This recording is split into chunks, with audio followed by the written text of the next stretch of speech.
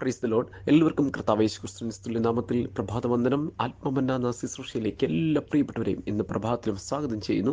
ഇന്നത്തെ പ്രഭാതം നമ്മുടെ കുടുംബാംഗങ്ങൾക്കും എല്ലാവർക്കും അനുഗ്രഹമാകട്ടെ. ഒരു പക്ഷേ ഇന്ന് നിങ്ങൾ ജോലിക്ക് പോകാനായിട്ട് തയ്യാറാകുകയായിരിക്കാം.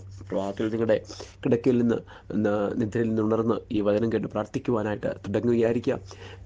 നിങ്ങളുടെ മറ്റുള്ള പഠനകാര്യങ്ങൾക്കായിട്ട് ഒരുങ്ങുന്ന കുഞ്ഞുങ്ങളുണ്ടാവാം. എല്ലാ പ്രിയപ്പെട്ടവരെയും കർത്താവ് ഇന്ന് പ്രഭാതത്തിൽ അനുഗ്രഹിക്കട്ടെ. ജോലിസ്ഥലത്ത് പോകുന്നവർ, സ്കൂളിൽ പോകുന്നവർ, കോളേജിൽ പോകുന്നവർ, പഠനത്തിനായിട്ട് പോകുന്ന എല്ലാവരും ദൈവം ഈ പ്രഭാതത്തിൽ അനുഗ്രഹിക്കുകയും സഹായിക്കുകയും ചെയ്യട്ടെ.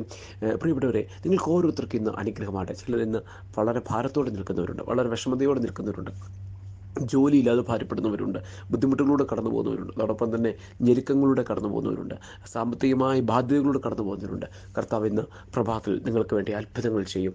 കർത്താവിൻ്റെ വിടുതൽ നിങ്ങളുടെ കുടുംബത്തിൽ കാണാൻ കഴിയും. ഒരു സാക്ഷ്യമാക്കി ദൈവം നിങ്ങളെ മാറ്റും. ഇന്നത്തെ ചിന്തയ്ക്കായിട്ട് യോബിൻ്റെ പുസ്തകം 8-ാം അധ്യായത്തിൻ്റെ 22-ാമത്തെ വാക്യം: നിന്നെ പകയ്ക്കുന്നവർ ലജ്ജ ധരിക്കും, ദുഷ്ടന്മാരുടെ കൂടാരം ഇല്ലാതെയാകും. ജോബ് 8:22. നിന്നെ പകയ്ക്കുന്നവർ ലജ്ജ ധരിക്കും. നിങ്ങളുടെ അവസ്ഥ കണ്ട് നിങ്ങളെ നിന്ദിക്കുന്നവർ, പകയ്ക്കുന്നവരുണ്ടാകും, അല്ലേ?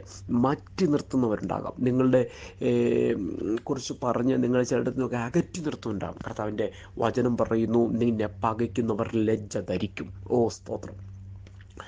നമ്മൾ പകയ്ക്കുമ്പോൾ നമ്മളെ പറയുന്നത്, ഓ ഞാൻ നാണം കെട്ടുപോയി എന്ന് പറയും, അല്ലേ? അല്ലെങ്കിൽ ഞാൻ ലജ്ജിതനായിപ്പോയി, എൻ്റെ ജീവിതത്തിൽ ഇനി മുൻപോട്ട് ഇനി പോകാനായിട്ട് അതേ സാധിക്കത്തില്ലല്ലോ, എന്നെ അവരെല്ലാം കൂടെ മാറ്റി നിർത്തുന്ന ഒരു അനുഭവം. ഇല്ല കുഞ്ഞെ, പകയ്ക്കുന്നവർ ലജ്ജ ധരിക്കുമെന്ന് ഇന്ന് പ്രഭാതത്തിൽ ദൈവത്തിൻ്റെ വചനം പറയുന്നു. ഒത്തിരി ഭാരത്തോടെ നിങ്ങൾ ഇന്ന് പ്രഭാതത്തിലിരിക്കുന്നത്, അല്ലേ? പക്ഷേ നിങ്ങളെ പകയ്ക്കുന്നവർ ലജ്ജ ധരിക്കും കേട്ടോ.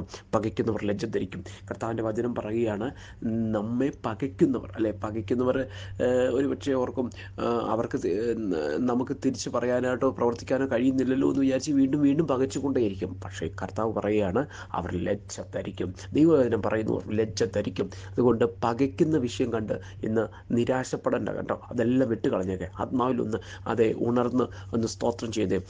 ഇയ്യോബിനെ പലരും അവൻ്റെ അവസ്ഥ കണ്ടപ്പോഴത്തേക്ക് തൻ്റെ സ്നേഹിതന്മാർ പോലും തന്നെ കുറ്റപ്പെടുന്ന അവസ്ഥയിലേക്ക് വന്നു. പക്ഷേ എന്നിട്ടും ദൈവം എന്ത് ചെയ്യുന്നുണ്ട്? അവനെല്ലാം മടക്കി ഇരട്ടിയായിട്ട് കൊടുത്ത് അനുഗ്രഹിച്ച് മറ്റുള്ള പകച്ചവർ ലജ്ജ ധരിക്കുമാറുള്ള അനുഗ്രഹം ദൈവം എൻ്റെ മേൽ കൊടുത്തു. അങ്ങനെയെങ്കിൽ ഇന്ന് പ്രഭാതത്തിൽ കേൾക്കുന്ന പ്രിയപ്പെട്ടവരെ, നമ്മുടെ പേരും ദൈവം അപ്രകാരം ഒരു അനുഗ്രഹം നൽകും. പകയ്ക്കുന്നവർ ലജ്ജ ധരിക്കും. പ്രാർത്ഥിക്കാം. പരിശുദ്ധ പിതാവേ, വചനത്തിനായിട്ട് സ്തോത്രം. കേട്ട് എല്ലാവരെയും അനുഗ്രഹിക്കണം, ശക്തീകരിക്കണം. പ്രാർത്ഥന നന്ദി യേശുവിൻ നാമത്തിൽ തന്നെ. ആമേൻ, ആമേൻ.